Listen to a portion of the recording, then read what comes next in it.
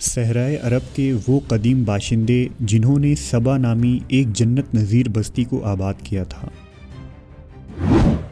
قوم سبا جنہیں اللہ نے بے شمار نعمتوں سے نوازا تھا، لیکن انہوں نے ایسا کون سا جرم کیا تھا کہ صرف ایک ادنے سے چوہے نے ایک عظیم بستی کو تباہ و برباد کر دیا۔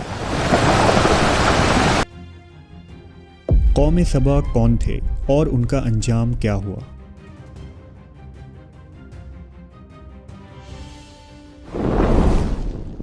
قرآن مجید میں اللہ نے ہمارے لیے سبق آموز قصے بیان کیے ہیں، جہاں کہیں کسی قوم کے کسی برائی کا ذکر ہے تو کہیں کسی قوم کی سرکشی کا تذکرہ ہے۔ ان اقوام پر آنے والے خوفناک عذاب اور ان کے انجام سے نہ صرف قریش مکہ بلکہ اہل کتاب اور اس زمانے کے لوگوں کو ڈرایا گیا ہے، یہاں تک کہ یہ دنیا میں آنے والے تمام انسانوں کے لیے نصیحت ہے۔ ان اقوام میں سے ایک قوم ایسی بھی تھی جسے قوم سبا کہا جاتا ہے۔ تاریخ کے مطابق سبا جنوبی عرب کے ایک بہت بڑی قوم کا نام تھا۔ قدیم زمانے سے ہی پوری دنیا میں عرب کے اس قوم کو کافی شہرت حاصل تھی۔ 2500 سال قبل از مسیح کے اسوریا اور بابل کے کتبے میں اس قوم کا ذکر ملتا ہے، جنہیں ساہوم کہا گیا ہے۔ اسی طرح بائبل کے کتاب یرمیہ میں بھی اس قوم کا ذکر آیا ہے۔ تاریخ کو کھنگالنے سے یہ معلوم ہوتا ہے کہ اسلام کے ظہور سے پہلے جزیرہ عرب میں بسنے والے اقوام کو مورخین 3 طبقوں میں تقسیم کرتے ہیں، جو کہ عرب بائدہ، عرب عاربہ اور عرب مستعربہ کہلاتے ہیں۔ بہرحال قوم سبا کا تعلق عربوں کے دوسرے طبقے یعنی عرب عاربہ سے تھا۔ قوم سبا کو سبا اس لیے کہتے ہیں کیونکہ اس علاقے کو سبا نامی ایک شخص نے آباد کیا تھا، لہٰذا ابن عباس بیان کرتے ہیں کہ رسول اللہ صلی اللہ علیہ وسلم سے سوال کیا گیا کہ سبا کوئی مرد تھا یا عورت یا کسی ملک کا نام؟ آپ صلی اللہ علیہ وسلم نے فرمایا، سبا ایک مرد تھا جس کے 10 بیٹے تھے، ان میں سے 6 یمن چلے گئے تھے اور 4 شام چلے گئے تھے۔ سبا سام بن نوح کے بیٹے قحطان کی اولاد تھے، یہی وجہ ہے کہ ان لوگوں کو قحطانی عرب بھی کہا جاتا تھا۔ سبا کا اصل نام عبد الشمس تھا۔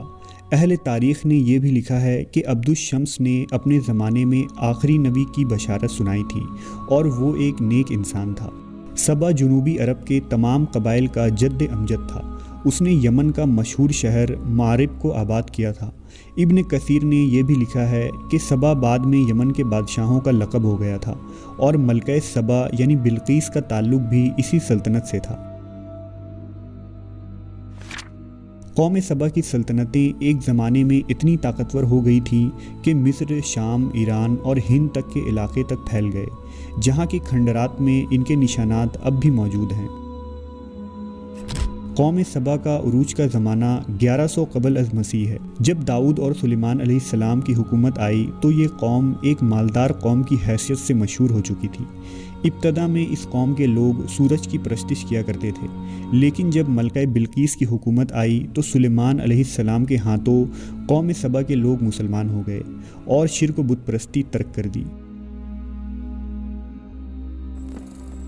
امام ابن کثیر لکھتے ہیں کہ قوم سبا کے علاقے میں معرب نامی ایک شہر تھا۔ یہ شہر بلق نامی 2 پہاڑوں کے درمیان تھا۔ پہاڑوں سے بارش کا پانی آنے کی صورت میں یہ شہر ہمیشہ سیلابوں کی زد میں رہتا، لہٰذا اس شہر کے بادشاہوں نے، جس میں ملکہ بلقیس کا نام بھی آتا ہے، دونوں پہاڑوں کے درمیان ایک مضبوط بند تعمیر کیا جس نے سیلاب کو روک کر پانی کا ذخیرہ بنا دیا۔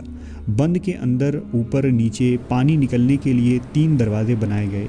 اس بند کے نیچے ایک بڑا تالاب تھا جس میں 12 نہریں نکالی گئیں جو شہر کے مختلف اطراف میں پہنچائی گئی۔ دونوں پہاڑوں کے کناروں پر باغات لگائے گئے تھے جس میں ہر طرح کے درخت اور ہر قسم کے پھل بکثرت پیدا ہوتے تھے۔ کہتے ہیں کہ قدرت کی فراوانی اس قدر تھی کہ ایک عورت سر پر ٹوکری لے کر چلتی تو درختوں سے ٹوٹ کر گرنے والے پھلوں سے وہ ٹوکری خود بخود بھر جاتی۔ سینکڑوں میلوں میں پھیلے باغات کا سلسلہ دیکھنے سے یوں لگتا تھا کہ یہ ایک خوابوں کا شہر ہے۔ قسم قسم کے پھلدار درختوں اور پھولوں کی کثرت سے پورا علاقہ معطر ہو گیا تھا، اور جب ہوا چلتی تو اس خوشبو سے لوگ لطف اندوز ہوا کرتے تھے۔ وہیں خود اس علاقے میں عود، عنبر، مشک، دارا چینی اور بے شمار چیزوں کی پیداوار ہوتی تھی۔ اللہ نے اس علاقے کو بلد طیبہ قرار دیا ہے، جس میں سردی گرمی کا اعتدال اور آب و ہوا ایسی صحت بخش کہ پورے شہر میں مچھر، مکھی، سانپ، بچھو جیسے موذی جانور کا نام و نشان بھی نہیں تھا۔ کہتے ہیں کہ ملکہ بلقیس سے سلیمان علیہ السلام کا رشتہ ہو جانے کے بعد قوم سبا ایک لمبے عرصے تک توحید پر گامزن رہی، مگر بعد میں انہوں نے بغاوت اور سرکشی شروع کر دی۔ وہ لوگ کافر ہو گئے، ان کے اندر شرک و بت پرستی کا زور ہو گیا۔ انہوں نے المقا یعنی چاند دیوتا، ایشتر یعنی زہرہ ستارہ، زاب یعنی سورج دیوی اور اس طرح کے بہت سارے باطل دیوی دیوتاؤں کی پوجا شروع کر دی۔ نہ صرف شرک و بت پرستی بلکہ قوم سبا کے لوگ نہایت ہی عیش پسند اور اللہ کے ناشکرے بن گئے تھے اور مال و دولت کے نشے میں چور ہو چکے تھے۔ وہ خدا کی یاد سے غافل ہو گئے۔ اتنے سارے نعمتوں اور راحتوں کی فراوانی کے باوجود وہ اللہ کو بھول بیٹھے اور دنیا کی دل فریبیوں میں ہی مست ہو گئے۔ قوم سبا کے لوگ اسراف کرنے لگے تھے اور خدا کی دی ہوئی نعمتوں کو بیجا برباد کرنے لگے تھے۔ حالت یہ تھی کہ یہ لوگ خالص گندم کی بنی روٹیوں سے بچوں کے بدن کی گندگی صاف کیا کرتے تھے۔ بعد میں ان گندی روٹیوں کو اکٹھا کرنے سے ایک پہاڑ بن گیا تھا۔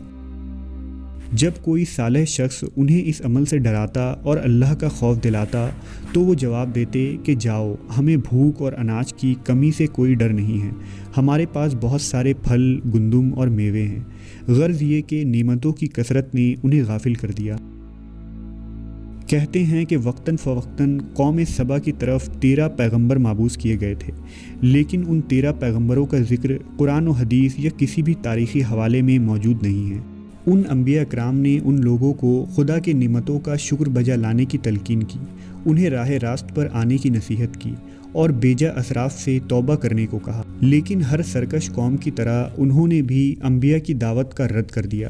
اللہ نے انہیں سنبھلنے کی کافی مہلت دی، لیکن وہ اپنے کفران نعمت پر قائم رہے، لہذا اللہ نے ان کی گرفت کرنے کا فیصلہ کیا۔ قوم سبا کے جرم کے پاداش میں ان پر اندھے چھچھندروں کو مسلط کر دیا گیا۔ ان صحرائی چھچھندروں اور چوہوں نے ان کے عظیم مارب ڈیم کا رخ کیا اور بند کو نیچے سے کھودنا شروع کر دیا اور اس میں سوراخ کرتے چلے گئے۔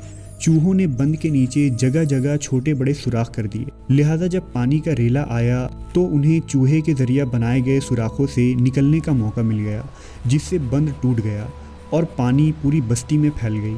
قوم سبا کے تمام باغات اور کھیت پانی میں غرق ہو گئے۔ پانی کے ریلے میں اہل سبا کا مال و اسباب اور مویشی سب بہتے چلے گئے۔ اہل سبا کے خوبصورت سجے سجائے محلات اور مکانات ویران ہو گئے۔ سبا کے لوگ پانی میں غرق ہو کر ہلاک ہو گئے۔ مورخین لکھتے ہیں کہ سبا کے کچھ لوگ بھاگ کر عرب کے وسط میں یثرب چلے گئے۔ یہ قبیلہ اوس و خزرج تھا، جنہوں نے بعد میں مدینہ شہر کو آباد کیا اور ان کا جد امجد عمرو بن عامر نامی شخص تھا۔ نعمتوں کی کثرت نے قوم سبا کو شکر بجا لانے کے بجائے سرمست اور خدا کی یاد سے غافل کر دیا تھا، جس کے نتیجے میں انہیں تباہ کر ڈالا گیا۔ یہ سزا ان کے اپنے ہی اعمال کا بدلہ تھا جو انہوں نے کیے تھے۔ اس طرح اللہ کے غضب نے اس قوم کو انتہائی عروج سے گرا کر اس گڈھے میں پھینک دیا جہاں سے پھر کوئی مغلوب قوم کبھی کھڑی نہیں ہو سکتی۔